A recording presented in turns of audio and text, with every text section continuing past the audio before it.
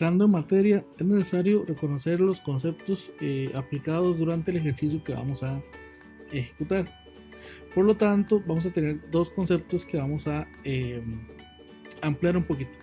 El primero de ellos es el concepto de costo marginal.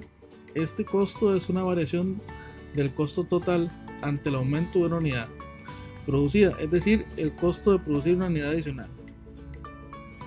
Es muy importante en microeconomía, ya que se utiliza para determinadas cantidades a producir por parte de una empresa y los precios que deberá asignarles a esas cantidades producidas.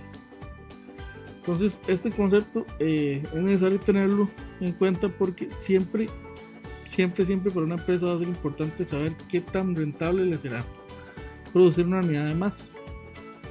También esto se transforma en una fórmula matemática de la cual podemos sacar simplemente lo que es el costo marginal por medio de su esencia, que sería una variación. Entonces tenemos variaciones entre la cantidad inicial y la cantidad final, y entre el costo total inicial y el costo total final. De acá se podría extraer la fórmula que estamos viendo en este caso, que sería el costo marginal mide la tasa con la que el costo se incrementa con respecto al incremento de la cantidad producida, y acá tenemos su representación matemática. El otro concepto es el de costo promedio, unitario o variable medio. Este es el costo de producción de una sola unidad. ¿Y cómo lo obtenemos? Se logra determinar dividiendo el total de costos fijos más el total de costos variables entre la cantidad producida. Esto es un simple promedio, pero que nos da información valiosa para la empresa. Acá podemos ver su representación a nivel de fórmula, y con la cual podemos determinar el costo promedio para un artículo en una determinada empresa. El ejercicio que vamos a resolver dice que necesitamos encontrar la curva de oferta de una de las empresas de la industria, ya que conocemos su función de costos individual, que es el costo total, que depende de la cantidad, que es igual a 43.200 más 3 por la cantidad elevada a la 2. A partir de ello se pide lo siguiente. La parte A dice que hay que obtener una función de coste marginal. Como el compañero nos había dicho, la función de coste marginal se determina derivando la función respecto a la cantidad para ver cuánto es el costo en producir una unidad adicional. Por eso es de que nosotros vamos a derivar la ecuación del costo total respecto a Q. Para ello tenemos el siguiente proceso. Vamos a derivar esos costos totales, que es igual a 43.200 más 3 por la 2, que eso fue los costos de una de las empresas para obtener el costo marginal. El proceso para obtener el costo marginal es: agarramos la ecuación y nosotros la vamos a derivar respecto a la variable Q, tanto del lado izquierdo como del lado derecho. Entonces empezamos a utilizar las propiedades. Una de ellas nos dice que la derivada del costo total respecto a la diferencial de la variable Q, podemos hacer el cambio por su denotación en microeconomía, que es el costo marginal, que así lo vamos a estar escribiendo para no tener que escribir la derivada del costo total con respecto a la diferencial de la cantidad. Lo que nos tocaría sería entonces agarrar el lado derecho de la ecuación y empezar a derivarlo. Como estos ya son procesos que se ocupan de derivadas, vamos a ver propiedad por propiedad hasta obtener su resultado. Hay una propiedad de derivadas que me dice que si tengo la derivada de una suma de funciones, yo sé que se tiene que separar cada uno de esos sumandos y que cada uno de ellos tenga su propia diferencia. Por eso pasamos de tener una única derivada a tener dos derivadas: la derivada de un número y la derivada de una constante multiplicada por la cantidad al cuadrado. La derivada de un valor constante se dice que es 0.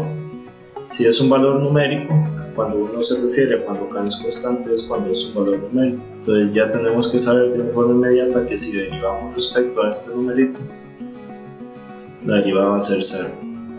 La derivada de esta expresión, 3q a la 2, entonces hacemos referencia a la propiedad derivada de que cuando hay un número constante multiplicando una función de variable, el número sale de la derivada como una constante, entonces queda igual. Por eso este 3 que está aquí se mantiene afuera. Ahora lo que nos queda sería derivar a la función de la variable q. Nosotros vamos a utilizar entonces la derivada de la potencia. La derivada de la potencia nos dice que se baja el exponente y al exponente se le quita 1. Entonces tenemos de que el exponente es 2. La derivada de q a la 2 con respecto a q quedaría que el exponente baja y al exponente anterior se le quita 1. Ya simplificando todo ese proceso quedaría 3 por 2 por el q a la 2 menos 1, que simplificado quedaría 3 por 2, que es 6, y q a la 2 menos 1, que es q a la 1.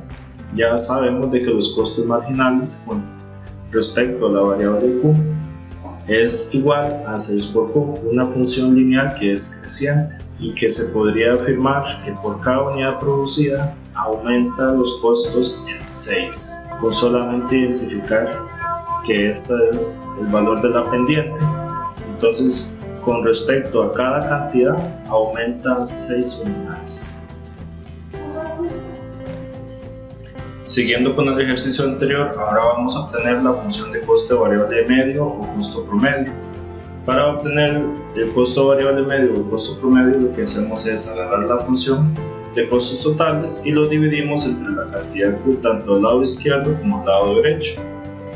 Es un proceso muy sencillo y lo único que tenemos que saber es la forma en cómo se escribe en microeconomía, que el costo promedio se puede escribir como el costo total de la cantidad como una barra arriba, que en estadística esta barrita de arriba indicaría que es el promedio de los costos totales.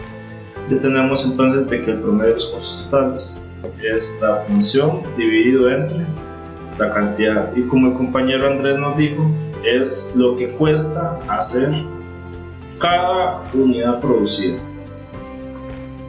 La última parte es representar gráficamente la función de costos totales. La gráfica de costos totales de hecho es una función cuadrática que tiene un mínimo de 43.200. Nosotros solamente nos vamos a fijar en la parte positiva, en el eje X, donde de hecho las cantidades empiezan en 0. Entonces tendríamos que omitir la parte negativa. Solo tomaríamos en cuenta de 0 hasta más infinito, que son las cantidades posibles que pueda producir la empresa. Aquí es donde ya uno sabe de que este tipo de función es creciente y por lo tanto mientras más cantidades se crean, más va a ser su costo para la empresa. La otra gráfica sería la de costos marginales, que es la función lineal, y la del costo promedio, que es esta función de tipo racional. Si uno lo nota, este tipo de gráfica de los costos promedios es curva y la del costo marginal de hecho es lineal. Por cada unidad producida aumenta su costo de forma lineal. Para analizar la gráfica de los costos promedios vamos a ir al programita en Desmos y ahí se va a notar de que los costos promedios son decrecientes hasta llegar a 120 unidades. Después de los 120 unidades ya los costos promedios aumentan. El costo producir 120 unidades se puede decir de que costarían 720. Ya después de las 120 unidades el costo aumenta. Se puede afirmar entonces de que se le recomienda a la empresa llegar a producir unos 120 productos para que los costos no sean tan elevados.